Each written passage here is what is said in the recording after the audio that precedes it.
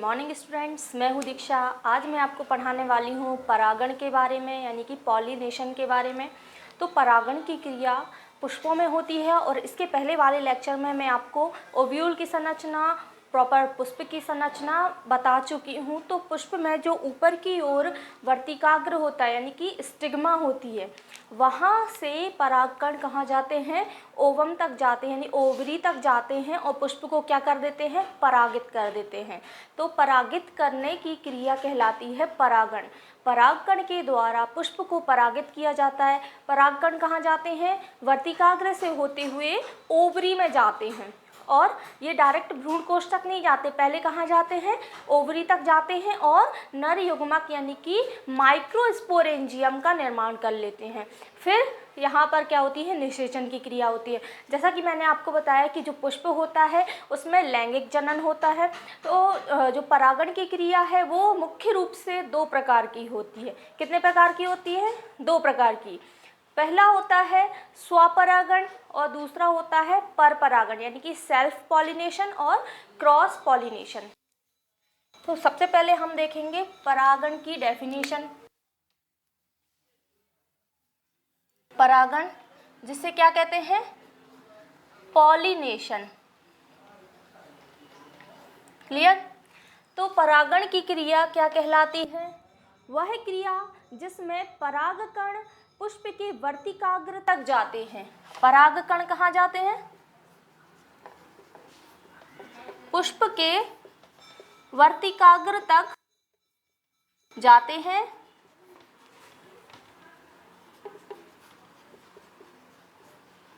वर्तिकाग्र पर जैसे जाकर क्या कर देते हैं? पुष्प को परागित कर देते हैं और यही क्रिया कहलाती है परागण।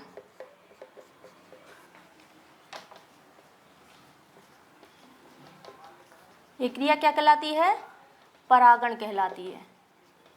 तो ये हो गई परागण की डेफिनेशन।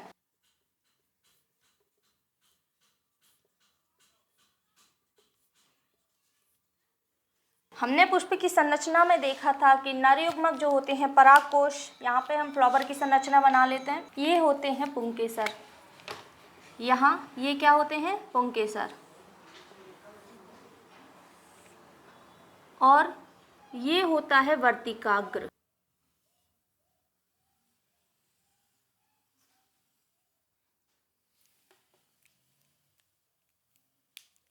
ये क्या कहलाता है? वर्तिकाग्र। यहीं से परागकण कहाँ जाते हैं? ओवरी तक जाते हैं। और परागकण भरे कहाँ होते हैं? यहाँ परागकोश में। ये क्या है?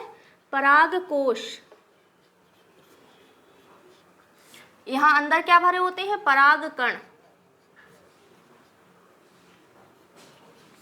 क्लियर? तो परागकोश में परागकण भरे होते हैं और ये जो परागकोश जब स्फुटित हो जाता है, यानी कि फट जाता है, तो परागकण कहाँ आ जाते हैं? बाहर की ओर आ जाते हैं। और जब स्वपरागण की क्रिया होती है तो ये स्वयं के पुष्प को परागित करता है, यानी कि स्वयं की वर्तिकाग्र पर जाकर के क्या कर देता है? पुष्प को परागित कर देता है। लेकिन जब परपरागण होता है तो ये परागकण कहाँ चले आते हैं? उसी जाति के किसी अन्य पुष्प के वर्तिकाग्र पर जाकर के उसको परागित कर देते हैं। तो ये क्या हो जाती है? परपरागण। अब परागकण क्या होते हैं? जब परागकोश क्या हो जाता है? स्फुटित हो जाता है। परागकोश स्फुटित हो जाता है, तब क्या होता है? परागकण कहाँ आ जाते हैं? बाहर आ जाते हैं। परागकण बाहर आ जाते हैं। अब परागकण बाहर निकले तो ये उड़ करके या तो उसी पुष्प के वर्तिकाग्र पर चिपक जाते हैं या किसी अन्य पुष्प के वर्तिकाग्र पर चिपक जाते हैं और क्या करते हैं? परागण की क्रिया संपन्न करते हैं। ठीक है? कौन संपन्न करता है परागण की क्रिया? परागकण, पॉलन ग्रेन। परागकण को क्या कहते हैं? Pollen grain. क्लियर? और पॉलन ग्रेन कहाँ भरे होते हैं? पॉलन सैक में, यानी कि परागकोश में। तो यही परागकण वर्तिकाग्र पर जाते हैं, फिर ये अंदर चले जाते हैं जहाँ पे ओवरी होती है। ओवरी में कई ओव्यूल्स होते हैं और ये दोनों फ्यूज हो जाते हैं और फर्टिलाइजेशन की क्रिया संपन्न करते हैं। तो निषेचन की क्रिया संपन्न हो जाती है। क्लियर? तो ये पराग कण कहाँ चले जाते हैं, पराग कण और अंडाणु यानी ओव्यूल्स, ये दोनों मिल जाते हैं और निषेचन की क्रिया कंप्लीट हो जाती है। तो मैंने आपको क्या बताया, जो परागण की क्रिया है वो मुख्य रूप से कितने प्रकार की होती है, परागण की क्रिया कितने प्रकार की होती है, 2 प्रकार की होती है। कितने प्रकार की, 2 प्रकार की होती है। पहला होता है स्वपरागण और दूसरा होता है परपरागण। स्वपरागण और परपरागण, इन्हें हम आगे डिटेल में देखेंगे। तो स्वपरागण में होता क्या है, जब एक पुष्प स्वयं को परागित कर लेता तो वो स्वपरागण कहलाता है। और परपरागण यानी कि इस पुष्प के पराग कण कहाँ चले आए, उड़ करके किसी अन्य पुष्प में कहीं भी कितनी भी दूर जा सकते हैं, हवा के द्वारा, किसी भी माध्यम के द्वारा, कीटों के द्वारा। तो इस माध्यम के द्वारा क्या होता है, परपरागण की क्रिया होती है और परागकण बहुत दूर हवा के द्वारा, कीटों के द्वारा उड़ जाते हैं और किसी अन्य पुष्प को ये क्या कर देते हैं, परागित कर देते हो, वो क्रिया कहलाती है परपरागण। तो परागण के कितने प्रकार हो गए, 2 प्रकार हो गए, पहला स्वपरागण, दूसरा परपरागण। स्वपरागण जिसे सेल्फ पॉलिनेशन भी कहते हैं, सेल्फ पॉलिनेशन। सेल्फ पॉलिनेशन मतलब कि स्वपरागण में क्या होता है, जो परागकण होते हैं एक ही पेड़ में लगे पुष्पों को परागित करते हैं। जैसे कि कोई भी एक पेड़ है, उसमें कई पुष्प लगे होते हैं, तो पुष्प क्या करता है, जैसे द्विलिंगी पुष्प होता है तो उसके पास नर युग्मक भी होते हैं और मादा युग्मक भी होते हैं। तो जो नर युग्मक होते हैं वो मादा युग्मक तक पहुंचते हैं और उसको क्या कर देते हैं, परागित कर देते हैं। तो जो एक पेड़ में लगा एक पुष्प होता है वो तो या तो स्वयं को परागित कर लेगा या उसी पेड़ में लगे या उसी पौधे में लगे किसी अन्य पुष्प को परागित कर देता है, तो उसे हम क्या कह देते हैं, स्वपरागण। एक पेड़ होता है उसमें कई पुष्प लगे होते हैं, वो जो स्वपरागण की क्रिया होती है केवल एक ही पौधे में होती है। अगर अन्य पौधे में ये क्रिया हो जाएगी तो वो परपरागण के अंतर्गत आ जाता है। तो ये क्रिया कहाँ होती है, केवल एक ही पौधे में होती है। और स्वपरागण कहलाता क्या है, वह क्रिया जिसमें परागकण या तो मतलब एक ही पौधे में लगे पुष्प को परागित करते हैं या फिर किसी अपने स्वयं को परागित करते हैं, तो उसे हम क्या कहते हैं, स्वपरागण कहते हैं। और परागण होता क्या है, जब परागकण वर्तिकाग्र पर चले जाते हैं और उसको परागित कर देते हैं। तो इसकी डेफिनेशन हम देखेंगे, वह क्रिया जिसमें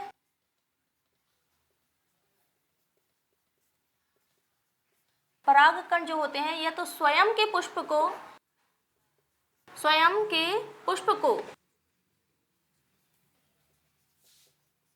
या अपने ही पौधे में लगे या एक ही पौधे में लगे पुष्प को परागित करते हैं। आ रही है बात समझ में? जैसे एक पेड़ है उसमें कई पुष्प लगे हैं, तो वो पुष्प क्या करता है, एक पुष्प या तो वो स्वयं को परागित कर लेगा या अपने ही पेड़ में लगे किसी दूसरे पुष्प को परागित कर देगा, उसे हम क्या कहेंगे, स्वपरागण कहेंगे। पुष्प को परागित करता है उसे हम क्या कहते हैं, स्वपरागण कहते हैं। क्लियर है? तो परागकण जो है ये कहाँ चले जाते हैं, वर्तिकाग्र पे चले जाते हैं और वर्तिकाग्र से होते हुए ये ओवरी में चले जाते हैं और ओव्यूल से मिलकर के फ्यूज हो जाते हैं और निषेचन की क्रिया करते हैं। ये क्या है, वर्तिकाग्र। परागकण का वर्तिकाग्र पर पहुंचना और उसको परागित करना ही परागण है। और ये क्रिया मुख्य रूप से 2 प्रकार की होती है, स्वपरागण और परपरागण। अब हम देखेंगे स्वपरागण के प्रकार। तो स्वपरागण है वो मुख्य रूप से 2 प्रकार का होता है, ऑटोगेमी और जिटोनोगेमी। जो ऑटोगेमी होती है वो एक ही पुष्प में संपन्न होती है। अभी मैंने बताया कि जैसे ये एक पुष्प है, इसमें परागकोश है, परागकण है, तो ये परागकण इसी पुष्प को परागित कर देंगे। लेकिन जैसे मान के चलो ये एक पेड़ में लगा ये पुष्प और कई पुष्प लगे हुए हैं, तो इसके परागकण क्या कर देंगे, अपने ही पौधे में लगे पुष्प को परागित कर देंगे। ये नहीं कि ये दूसरे पौधे में लगे पुष्प को परागित कर दे, ये नहीं होगा, है ना। ये इसमें क्या होता है, एक ही पौधे में लगे पुष्प को परागित किया जाता है। क्लियर? तो इसमें एक ही पौधे में यह क्रिया संपन्न होती है। तो ऑटोगैमी में क्या होता है, यह क्रिया एक ही पौधे में संपन्न होती है, एक ही पौधे के एक ही पुष्प में संपन्न होती है। ठीक है, एक ही पुष्प में, यानी कि इसके परागकण कहाँ चले जाते हैं, वर्तिकाग्र पर जाके परागित कर देते हैं। लेकिन जिटोनोगमी में क्या होता है, एक पुष्प के परागकण उसी पौधे में लगे किसी अन्य पुष्प के वर्तिकाग्र पर चले जाते हैं और उसको परागित कर देते हैं। एक ही पौधे के किसी अन्य पुष्प में संपन्न होती है, एक ही पौधे के किसी अन्य पुष्प में।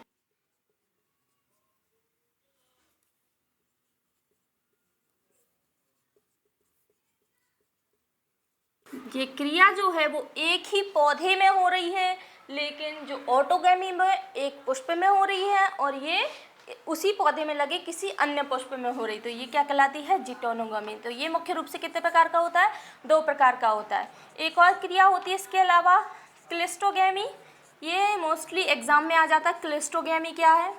तो क्लिस्टोगैमी याद रखना, क्लिस्टोगैमी क्या कहलाता है, वह क्रिया जिसमें पुष्प क्या कर लेते हैं, अपने मुख को बंद कर लेते हैं, पुष्प कभी खुलते नहीं है। क्यों, क्योंकि किसी अन्य पौधे के परागकण उस पर आके ना चिपके, यानी कि उसमें परपरागण की क्रिया ना हो, इसलिए ये क्या कर लेते हैं, क्लिस्टोगैमी कर लेते हैं। क्लिस्टोगैमी में क्या होता है, पुष्प बंद हो जाते हैं।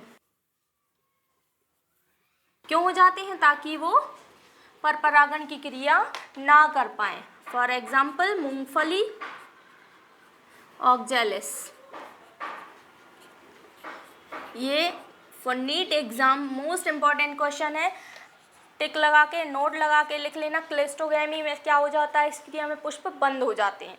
अब हम देखेंगे स्वपरागण। तो स्वपरागण होती, जब पौधों में ये क्रिया होती है तो ऑब्वियसली इसमें लाभ और हानि होते होंगे, है ना। तो स्वपरागण में हम लाभ देखेंगे, स्वपरागण की क्रिया के लाभ। स्वपरागण की क्रिया जो होती है, जैसे कि हमें कहीं पास में जाना है तो कम पैसे खर्च होंगे या कम पेट्रोल खर्च होगा, है ना, और कहीं दूर जाना है तो बहुत ज़्यादा पैसे खर्च होंगे और ज़्यादा पेट्रोल भी लगेगा। इसी तरह जो स्वपरागण की क्रिया है उसमें कम क्या होते हैं, परागकणों की आवश्यकता होती है। तो परागकण क्या, यहीं से इसी पौधे में जाना है या इसी पौधे में लगे किसी अन्य पुष्प में जाना है तो बहुत कम परागकण की आवश्यकता हो। लेकिन परपरागण में क्या होगा, परागकणों को बहुत दूर जाना है तो बहुत अधिक मात्रा में जब परागकण जाएंगे तो मुश्किल से 1 या 2 उसके वर्तिकाग्र पर चिपक पाएंगे। अगर 1 या 2 परागकण जाएंगे तो मुश्किल है कि वो वर्तिकाग्र पर पहुंच पाए, वो कहीं भी हवा में उड़ जाएंगे, है ना। तो परपरागण में बहुत सारे परागकणों की आवश्यकता होती है, लेकिन इसके विपरीत हम देखेंगे स्वपरागण में लाभ इसका देखेंगे तो इसमें कम परागकणों की आवश्यकता होती है। कम परागकण में भी इसमें काम हो जाता है, कम परागकणों की आवश्यकता होती है ना। अब इसमें पुष्प का मकरंद युक्त या खुशबूदार होना बिल्कुल भी आवश्यक नहीं है, क्योंकि अगर वो नहीं भी होगा तो भी ये परागण की क्रिया करेगा। तो इसमें पुष्प का क्या है, मकरंद युक्त या आकर्षित या खुशबूदार कुछ भी होना आवश्यक नहीं है। इसमें पुष्प यदि सुंदर नहीं होगा, खूबसूरत नहीं होगा, आकर्षित नहीं होगा, तब भी इसमें क्या होती है, परागण की क्रिया संपन्न होती है। इसमें जो पौधे पुष्प होते हैं वो शुद्ध नस्ल वाले होते हैं। कैसे होते हैं, शुद्ध नस्ल वाले होते हैं। अब हम देखेंगे स्वपरागण से होने वाली हानियां। स्वपरागण से हमें क्या क्या हानि हो सकती है। तो जो स्वपरागण है इसमें क्या होता है, पुष्प वहीं के वहीं परागित हो जाता है तो इसमें कुछ वैरायटीज़ नहीं आती, यानी कि विविधता नहीं आती है। पुष्प वैसे कि वैसे ही, जैसे उसके पेरेंट फ्लावर होते वैसे ही उसकी संतान फ्लावर होती है, ठीक है ना। तो इसमें क्या होते हैं, विभिन्नता नहीं आती है, वेरिएशन देखने को नहीं मिलता है, विभिन्नता दिखाई नहीं देती है ना। और इसके अलावा जो बीज होते हैं वो कैसे होते हैं, वजन में बहुत हल्के होते हैं। वजन में कैसे होते हैं, हल्के होते हैं, बहुत कम लाइट वेट के होते हैं। और बीज कैसे होते हैं, छोटे। और बहुत कम बनते हैं, है ना। वजन में कैसे होते हैं, हल्के, और बीज कैसे बनते हैं, छोटे और बहुत कम बनते हैं। तो ये इसकी हानियां हो गई। स्वपरागण के बाद अब हम देखेंगे परपरागण, जिसे क्रॉस पॉलिनेशन भी कहते हैं।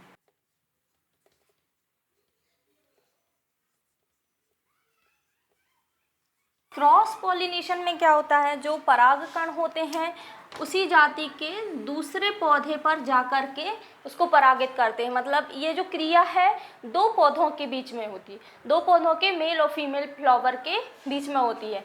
ये क्रिया किस किस के बीच में होती है, तो हम सबसे पहले डेफिनेशन देख लेंगे कि परपरागण एक्चुअली में होता क्या है।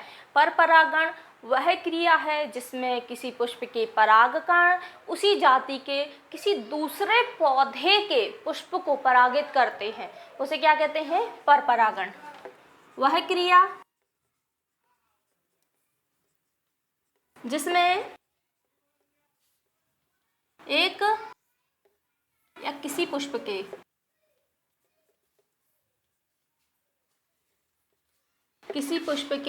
परागकण उसी जाति के दूसरे पौधे के पुष्प के वर्तिकाग्र पर पहुंचकर उसको क्या कर देते हैं, परागित कर देते हैं। परागण की क्रिया कहाँ होती है, वर्तिकाग्र पर।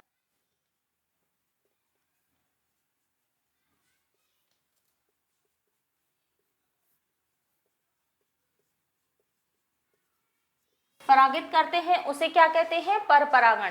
तो ये जो क्रिया है वो दो पौधों के मध्य होती है, दो पौधों के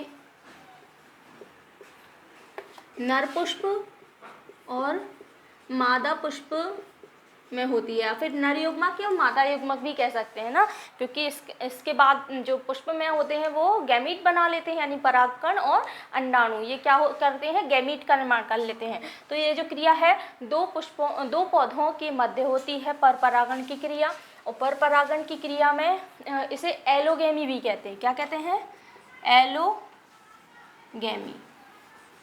या क्रॉस पॉलिनेशन। इसमें मैंने क्या बताया, जो पराग कोश में परागकण भरे होते हैं वो उसी जाति के किसी अन्य पौधे के पुष्पों को क्या कर लेते हैं, परागित कर देते हैं। इसमें जो क्रिया होती है वो एक ही पौधे में नहीं होती है, ये परागकण हवा के द्वारा, ये किसी अन्य माध्यम के द्वारा हवा में उड़ जाते हैं और क्या कर लेते हैं, परागण की क्रिया संपन्न करते हैं। तो इस क्रिया में लाभ भी होते हैं और हानि भी होती है। तो अब हम देख लेंगे इसके लाभ।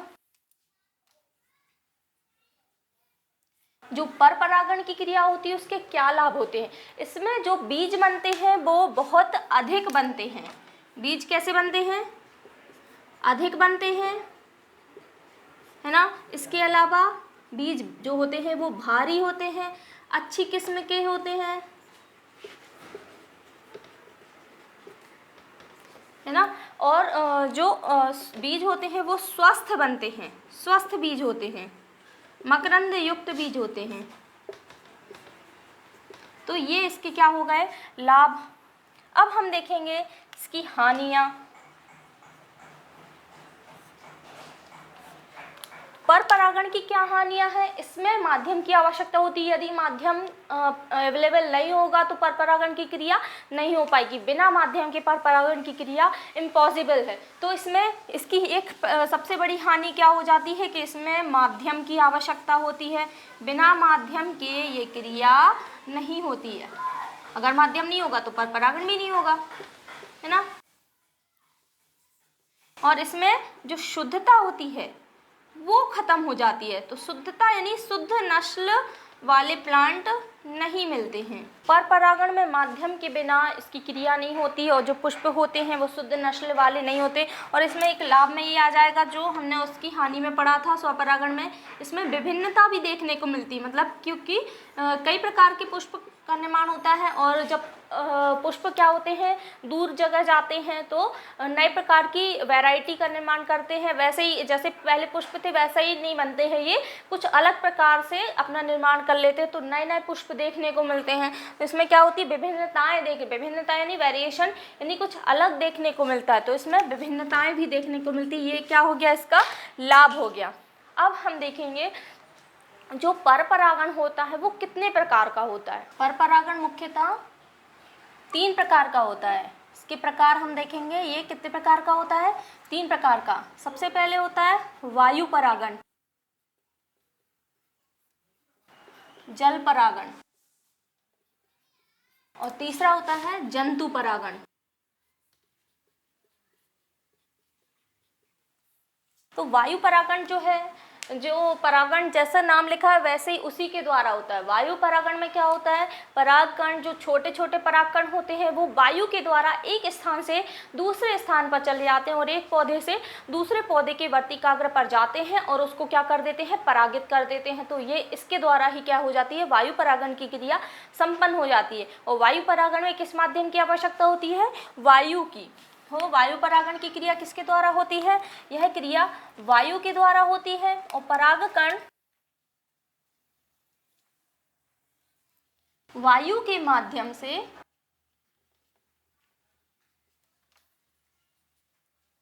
अन्य पुष्प, ये जो पुष्प होते हैं वो उसी जाति के होते हैं, क्लियर, उसी जाति का पौधा होता है और उसके पुष्प अन्य पुष्प के वर्तिकाग्र पर जाकर परागित करते हैं।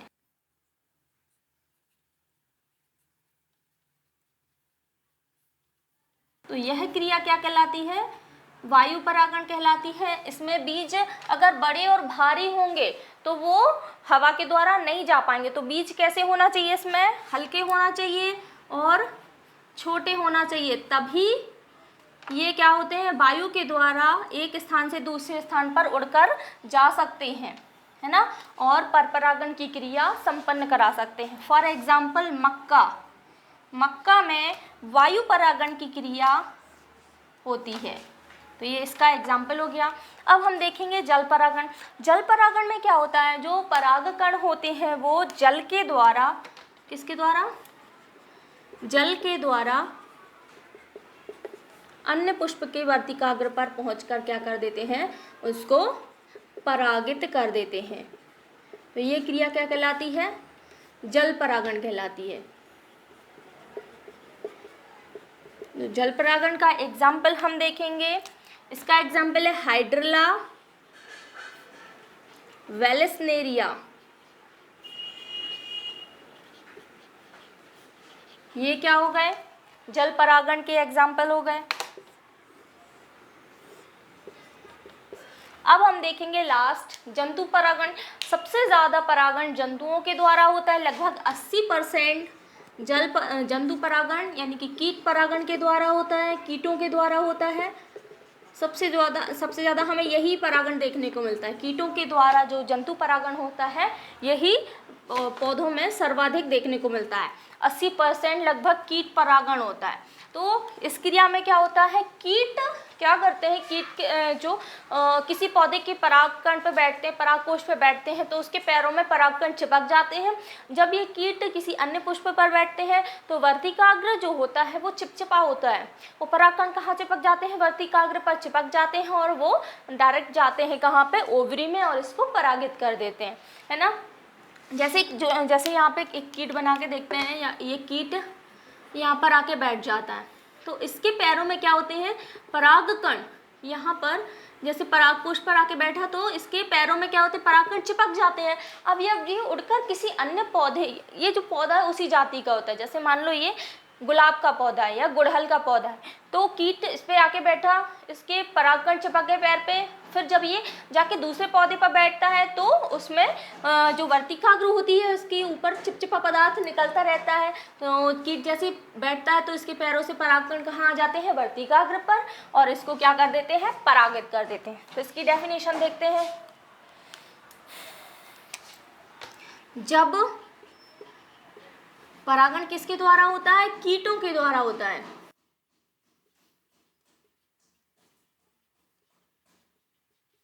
तो उसे क्या कहते हैं, कीट परागण कहते हैं। और इस परागण में होता है क्या है, कीट एक पौधे से दूसरे पौधे पर बैठते हैं और जो परागण उनके पैरों पर चिपक जाते हैं वो वर्तिकाग्र से होते हुए कहाँ चले जाते हैं, ओवरी में, और ओव्यूल से मिलकर के फ्यूज हो जाते हैं, यानी कि निषेचन की क्रिया संपन्न करते हैं। इसका एग्जाम्पल हम देखते हैं, मदार के पौधे में भी कीट परागण की क्रिया होती है।